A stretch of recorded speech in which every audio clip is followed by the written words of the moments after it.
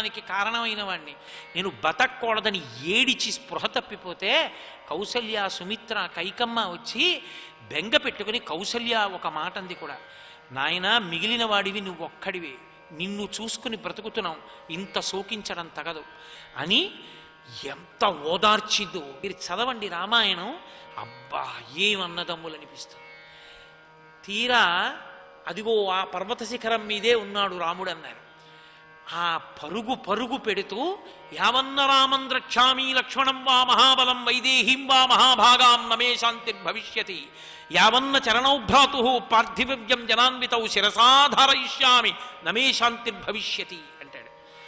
ఎప్పుడెప్పుడు నేను పరిగెత్తుకెళ్ళి మా అన్నగారి పాదాల మీద పడిపోతానో, ఎప్పుడు మా అన్నయ్య పాదాలు నా తలకి తగులుతాయో, ఎప్పుడు మా వదినమ్మ పాదాల మీద పడిపోతానో, మా వదినమ్మ పాదాలు నా తలకి తగులుతాయో అప్పుడే నాకు శాంతి.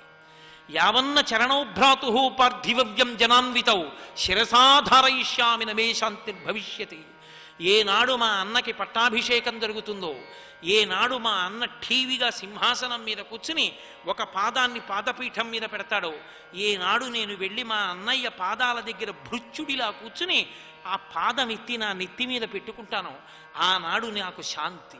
అప్పటి వరకు నాకు శాంతి లేదు. నేను ఇక్కడ అంతఃపురంలోనా, నా అన్నగారు అరణ్యంలోనా, నా వదినమ్మ అరణ్యంలోనా, ఎందుకు వచ్చిన దిక్కుమాలిన తమ్ముడు రికమని అసలు అలా ఏడుస్తూనే ఉన్నాడు. అంత దూరంలో కనపడ్డాడు రామచంద్రమూర్తి. పరుగు పరుగున వెళ్ళి అన్నయ్య మీద పడిపోబోయాడు. అసలు ఏమి ప్రేమో ఆ ఘట్టాలు చదువుతూ ఉంటే ఒళ్ళు పులకించిపోతుంది. గట్టిగా కౌగిలించేసుకుని భరతుణ్ణి ఎంత పొంగిపోయాడో తొడ మీద కూర్చోబెట్టుకున్నాడు. రా భరత అని. ఆ లక్ష్మణుణ్ణి భరతుణ్ణి చూసుకుని రామచంద్రమూర్తి మురిసిపోతే, శాంతతా మామికా మాతా దత్తం రాజ్యమిదమ్మిమ తద్దదామి తవైవాహం భుంచో రాజ్యమకంటకం.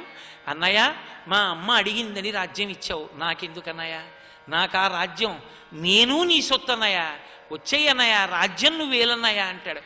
లోకంలో రాజ్యం నాకొద్దని అన్నదమ్ములు దెబ్బలాడుకున్న ఏకైక సంఘటన శ్రీరామాయణమే. అన్నయ్య, ధర్మం పెద్ద కొడుకు రాజ్యం ఏలాలి, నువ్వు వచ్చి రాజ్యం ఏలన్నయ్య అంటాడు భరతుడు. మహానుభావుడైనటువంటి తండ్రి జీవించి ఉండగా చేసిన నిర్ణయాన్ని మార్చే అధికారం నాకు లేదు. తండ్రిని ధర్మమునందు సత్యమునందు నిలబెట్టడానికి, తండ్రికి ఇచ్చిన మాట నిలబెట్టడానికి నేను అరణ్యంలో ఉంటాను, నువ్వు రాజ్యాన్ని ఏలమంటాడు రామచంద్రమూర్తి. ఇద్దరూ వాదించుకున్నారు. ఆఖరికి జాబలి నాస్తిక మతం చెప్పాడు. సత్యమేవీశ్వరో లోకే సత్యం పద్మాశ్రితా సదా సత్యమూలాని సర్వాణి సత్యాన్నాస్తి పరమం పదం అంటాడు రాముడు. సత్యమే సమస్త ధర్మములకు మూలము, సత్యమే లక్ష్మికి ఆశ్రయము. ఆ సత్యము తప్పి నేను బతకను, ఆ సత్యమే నాకు కావాలి. కులీనం వా, నేను శాస్త్రాన్ని నమ్మి బతుకుతున్నానా లేదా ఇదే చూస్తారు రేపు పొద్దున్న ఎవరు చూసినా. కాబట్టి చారిత్రమేవ వ్యాఖ్యాతి, చారిత్రమే చెప్తుంది ఏది చెప్పినా, నేను ఎలా నడిచాను ఎలా బతికానన్నదానికి.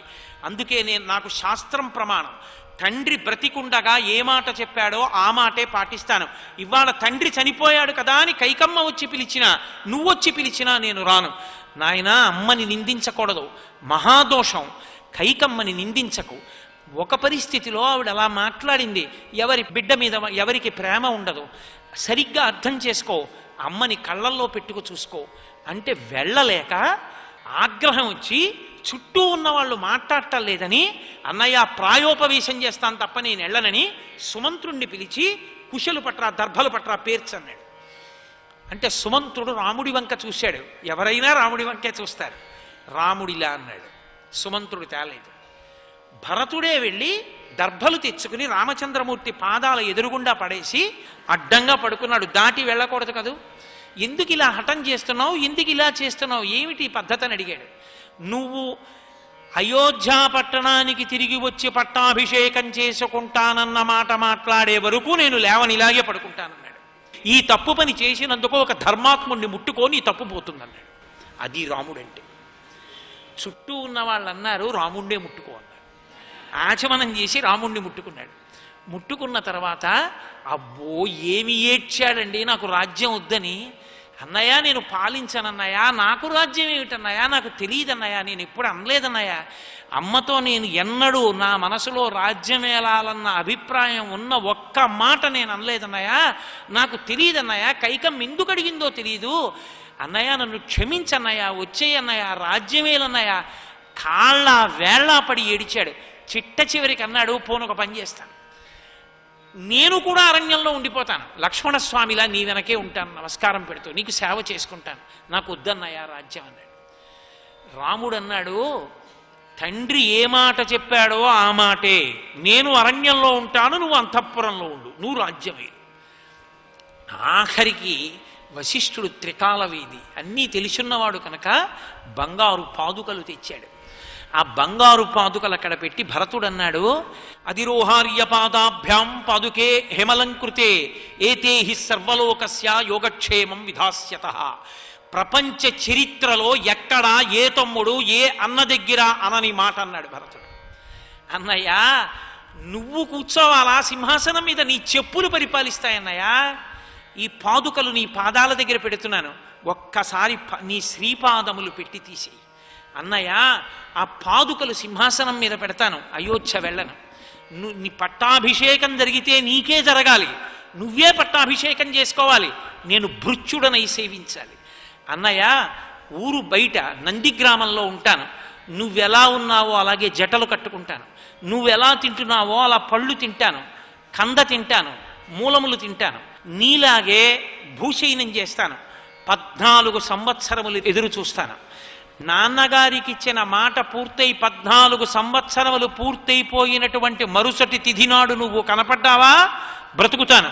14 ఏళ్ళు అయ్యాక నువ్వు కనపడలేదా, సరయూ నది ప్రవేశం చేసి శరీరం వదిలేస్తాను. సింహాసనం మాత్రం నేను పాలించనన్నయ్య, ఎప్పటికీ నువ్వే పరిపాలకుడవు. అదిగో పాదుకల మీద ఒక్కసారి కాళ్ళు పెట్టు. అధిరోహార్య పాదాభ్యాం పాదుకే హేమలంకృతే ఏతే హి సర్వలోకస్య యోగక్షేమం విధాస్యతః. ఆ పాదుకలు సింహాసనం మీద పెట్టుకుని పరిపాలన చేస్తానన్నయ్య. పక్కన కూర్చుని రాజప్రతినిధిగా ఉంటాను, రాజుగా ఉంటాను. 14 ఏళ్ల తర్వాత వచ్చి రాజ్యం చేస్తానన్నాడు రాముడు. మహానుభావుడు కనీసం ఆ పాదుకల్ని తీసి ఏ గుర్రబండిలోనో రథంలోనో పెట్టి తను కూర్చోలేదు. మా అన్నయ్య తొడుక్కున్న పాదుకలు. ఎంత భక్తి తత్పరులు నిజంగా ఆ భరతాదులు. ఆ పాదుకలు తీసుకెళ్ళి శత్రుంజయమన్న ఏనుగు మీద పెట్టాడు. ఆ శత్రుంజయమన్న ఏనుగు ఒక్క పట్టాభిషేకమైన పరిపాలకుడే ఎక్కుతాడు అయోధ్యలో. అందుకే రాముడు పట్టాభిషేకానికి పుష్పక విమానం దిగినప్పుడు ఏనుగెక్కలేదు. అంతకుముందే పట్టాభిషేకమైనటువంటి సుగ్రీవుడు ఎక్కాడు శత్రుంజయం మీద. ఆ ఏనుగు మీద సుగ్రీవుణ్ణి తీసుకెళ్లారు. రాముడు రథంలోనే వెళ్ళాడు. పట్టాభిషేకం అయిపోయిన తర్వాత శత్రుంజయం మీద కూర్చున్నాడు. కాబట్టి ఆ ఏనుగుని చూస్తే చెప్తాడు రాముడు, ఏనుగు కనపడుతోంది, తెల్ల గొడుగు కనపట్టలేదు. తెల్ల గొడుగు కింద మన తండ్రి గారు కూర్చుంటారు. గొడుగు కనపట్టలేదంటే నా మనసు ఎందుకో దిగులుగా ఉందిరా తమ్ముడా లక్ష్మణ అన్నాడు ఒకసారి దూరం నుంచి సైన్యాన్ని చూసి. అసలు ఆ ప్రేమ, కుటుంబం, అబ్బా ఏమి రామాయణం అండి, మధురాతి మధురమైన కావ్యం. సర్వం శ్రీ ఉమామహేశ్వర